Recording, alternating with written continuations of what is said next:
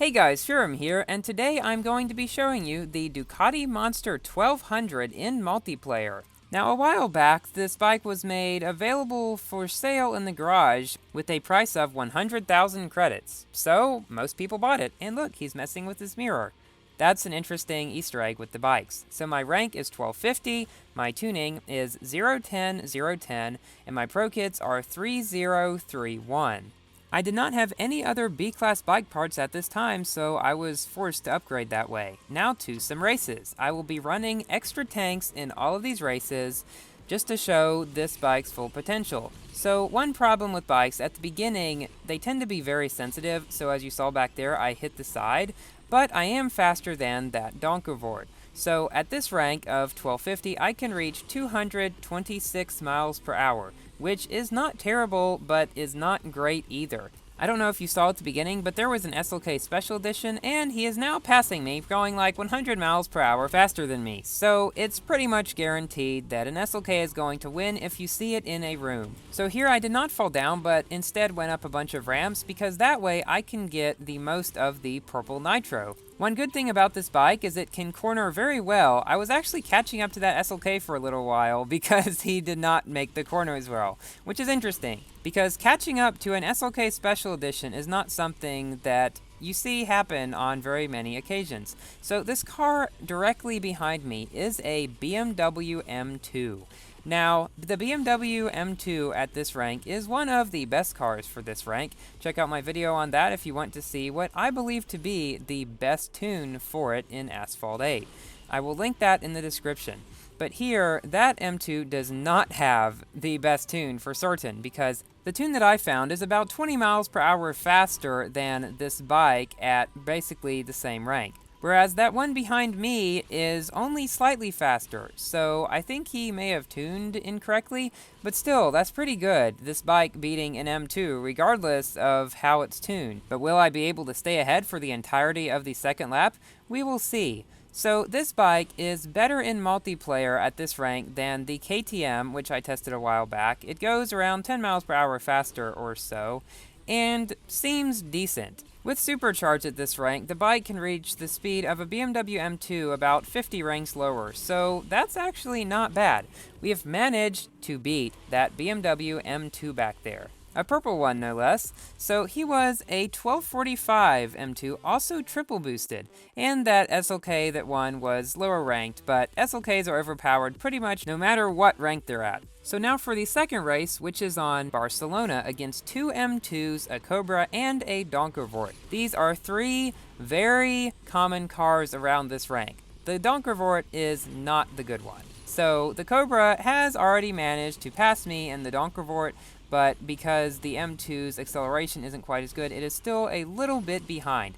I will be doing a comparison video between the Cobra and the M2 in the near future, hopefully.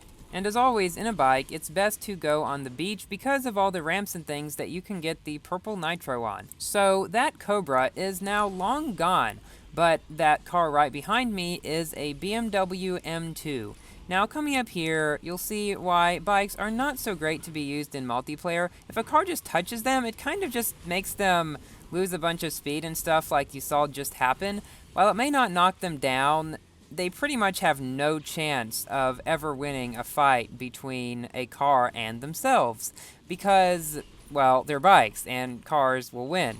Unless you land on top of them, that's the one way you can knock them down. But usually they'll just push you around. Now, that other car right behind me is also a BMW M2, which actually has my recommended tuning, but he is not running a tuning kit, as you will see at the end of the video. So recently, I uploaded a video showing me winning the Suzuki Hayabusa. Now, the reason I haven't done a multiplayer video with that yet is because I am waiting for the Munich update to come out on Windows. Yes, it still has not, because I know Munich is a very bike-oriented track, and I thought it would be fun to test the Hayabusa on it.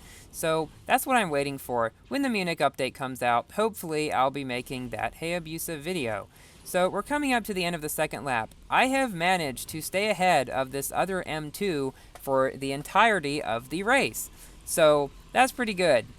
This bike is quite decent in multiplayer actually. So a triple boosted Cobra and a double boosted M2 beat me, but that M2 that I beat has the rank of my recommended tuning, but he did not have a tuning kit. It is pretty much suicide to go without a tuning kit in multiplayer.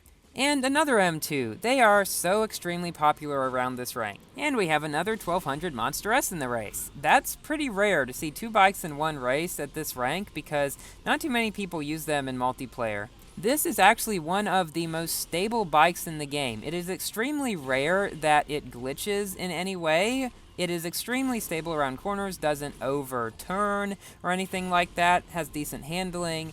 So overall, this is probably one of the easiest and most fun to drive bikes in the game. Now, that was one glitch you just saw back there, but things like that do not happen very often in this bike.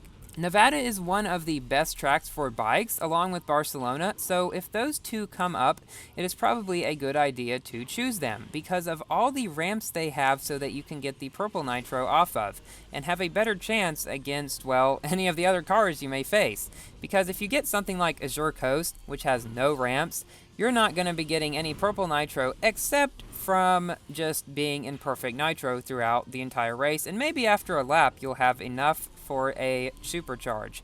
So yes, stay away from tracks without a lot of ramps if you're driving a bike in multiplayer. Now, you cannot make this bike purple like all the other bikes in the bike update, but the Kawasaki Z800 in the Munich update is able to be made purple. So that will be a first for bikes, and I'm looking forward to getting that bike when the update comes out for Windows.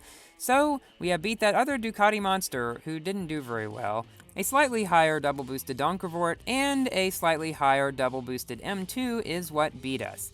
Now for a interesting race on San Diego Harbor against the M14A, which was given out recently. I have 8 of 12 blueprints for it, so I'm hoping I will be able to get that at some point pretty soon. As you can see here, it's faster than this bike by quite a bit, because it went past me pretty quickly at the beginning. I know the 9090 tune for the M14A is a pretty good one, because at a rank of 1263, it can reach around 235 miles per hour with the tuning kit, which, while being less than M2s and Cobras of course, is definitely faster than this bike and most other things you will see at this rank.